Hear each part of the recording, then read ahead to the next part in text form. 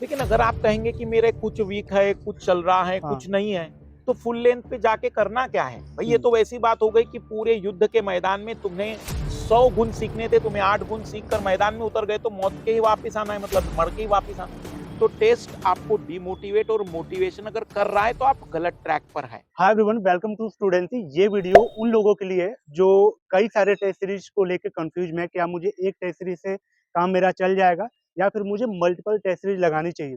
क्या full length लगाना है या फिर आपको सेक्शनल लगाना है।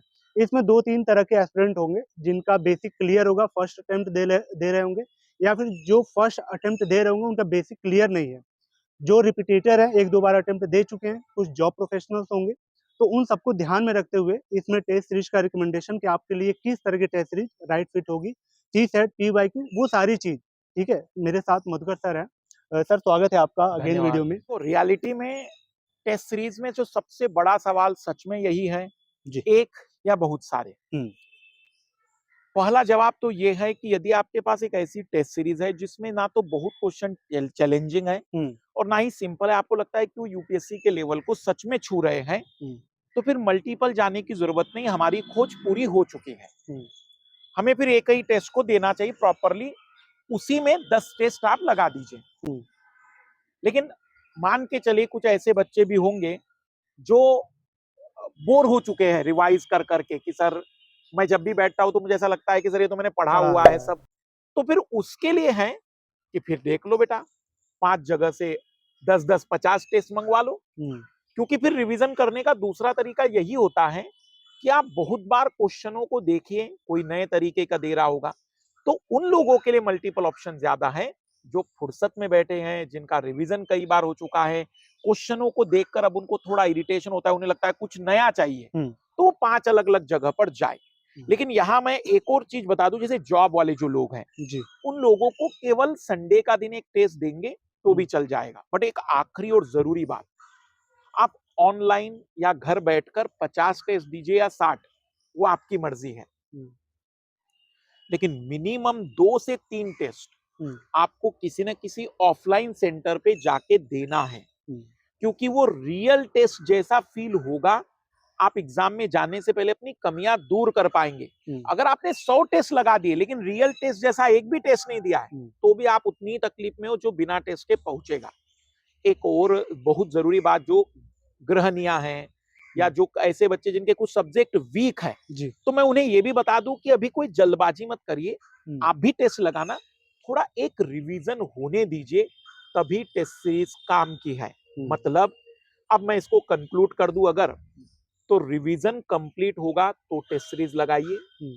अगर आपके पास प्रॉपर मैनेजमेंट वाला टाइम है कि नहीं 2 घंटे 2.5 घंटे में दे सकता हूँ, दे सकती हूँ, जी। तो आप एक अच्छी सी टेस्ट सीरीज चुनकर 10 टेस्ट लगाइए, उसके एक्सप्लेनेशन को अच्छे से देखिए। हम्म। और तीसरा, यदि आपके पास विकल्प मतलब समय ही समय है, रिवीजन हो चुका है, रिवीजन से भी बोर हो चुके हैं, तो जी भर के जहां से टेस्ट लगा सकते हैं, क्योंकि मुझे किसी भी तरीके से सारी चीजें पुनः रिवाइज करनी है। तरीका आप कुछ भी अपना सकते हैं। ठीक है, वैसे सर आपने मोस्टली चीज़ों को बता दिया, लेकिन कुछ ऐसे एस्पिरेंट है जो जो कुछ चीज़ों में अभी भी कंफ्यूज होते हैं कि मेरे लेवल के हिसाब से क्या मुझे सेक्शनल लगाना है या फुल लेंथ लगाना है। इसमें भी वो कंफ्यूज रहते हैं कि मैं एक फर्स्ट अटेम्प्ट में दे रहा हूँ, मेरा कुछ चीज़ें वीक हैं, कुछ सब्जेक्ट वीक हैं, कुछ चैप्टर वीक हैं, तो मैं क्या सेक्शनल करके उस सिलेबस को कंप्लीट करूँ या एफएलटी लगाऊँ। ठीक है, सबसे पहली बात तो फुल लेंथ टेस्ट आप तभी लगा सकते हैं जब आपके एटलीस्ट 5 सब्जेक्ट में 4 तो हाँ। रेडी हो। रेडियो।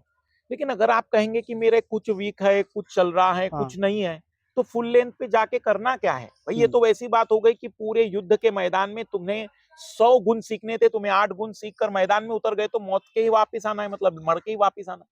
ज्यादा बेस्ट है कि पहले हम अपने आप को उस एरिना में लेकर आएंगे हम्म। जहां मेरी जैसी ही लड़ाइयां हो रही होगी। हम्म। तो सेक्शनल टेस्ट उन लोगों के लिए है जिनके सब्जेक्ट अधूरे हैं, जिनको लगता है कि अभी मेरा एक ही या सब्जेक्ट हुआ है, 2 ही हुआ है, उन्हें सेक्शनल ही लगाना चाहिए। हम्म। मार्च से लगा दीजिएगा फुल, हम्म। मिड मार्च में लगा देना, फर्स्ट रिवीजन होने के बाद ही लगाना। हम्म। लेकिन जिन लोगों का सब रेडी है वो अब सेक्शनल का इंतजार ना करें, हम्म। क्योंकि वास्तविक रूप में अगर हमारे सब्जेक्ट रेडी है तो हमें पता होना चाहिए कि मैं सारे सब्जेक्टों के साथ हम्म। कितना कंफर्ट हूं। इसलिए उन्हों को सेक्शनल नहीं लेना चाहिए, उन्होंने फुल लेंथ टेस्ट लगाने चाहिए। वीडियो कंटिन्यू करने से पहले अगर आपको कोई भी टेस्ट सीरीज चाहिए किसी भी कोचिंग की तो डिस्क्रिप्शन में लिंक है। जब आप वहाँ पे क्लिक करोगे तो इस तरह का इंटरफेस खुलेगा। यहाँ पे सारी टेस्ट सीरीज आपको दिख जाएंगी एक ही जगह पे, जितनी भी कोचिंग की आप जानते हैं। आपको अगर मल्टीपल चाहिए तो आप ऐड टू कार्ट कर लेना, ठीक है। अगर कोई एक चाहिए तो आप उस पर्टिकुलर पे जैसे एक पे क्लिक करोगे तो नीचे बाय नाउ का ऑप्शन आएगा, बाय नाउ पे क्लिक करना। उसके बाद आपको यहाँ पे एड्रेस प्रॉपर भरना है, आप प्रॉपर एड्रेस भरना। यहाँ पे 2 ऑप्शन आपको मिलेंगे, प्रीपेड के और सीओडी का। तो सीओडी में आपको ₹200 एक्स्ट्रा चार्ज लगता है, तो आप प्रीपेड कर लेना यूपीआई से और नीचे पे नाउ करके आप ऑर्डर प्लेस कर सकते हो अपना। ठीक है सर।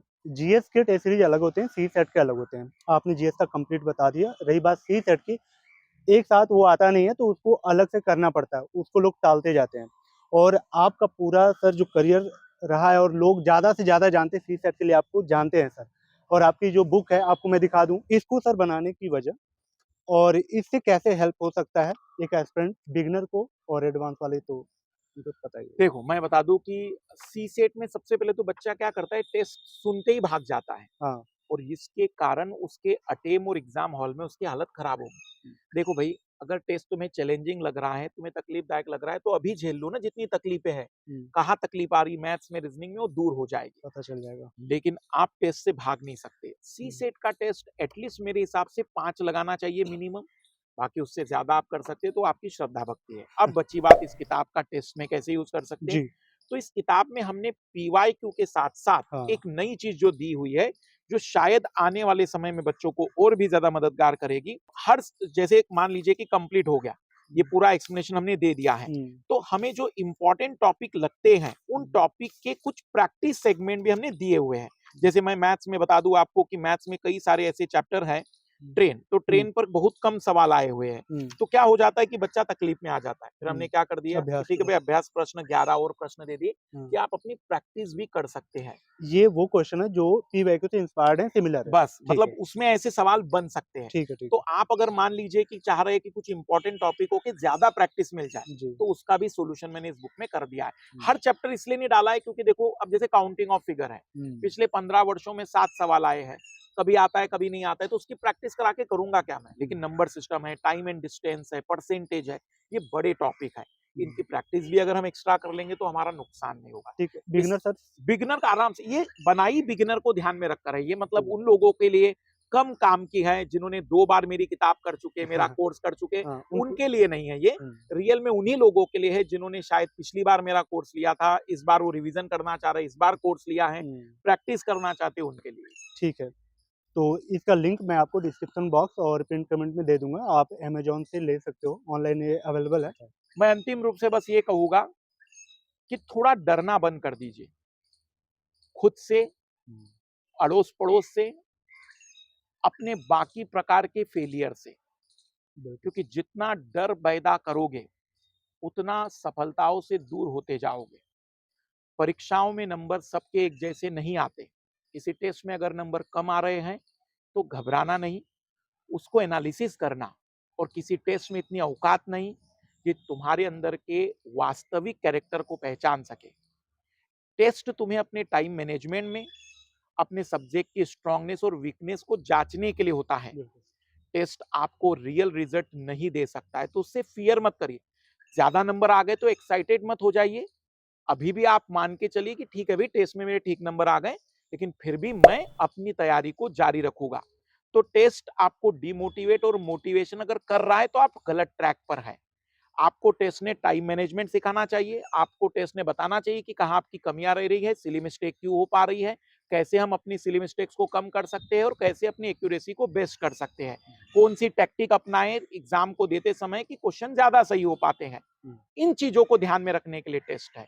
बाकी आपकी मर्जी है, फिर आप टेस्ट डर के लिए ले रहे हैं या जीतने के लिए, या आपके ऊपर निर्भर है। क्या बात है sir. Thank you so much sir. Hope आपकी चीज़ें क्लियर हुई होंगी।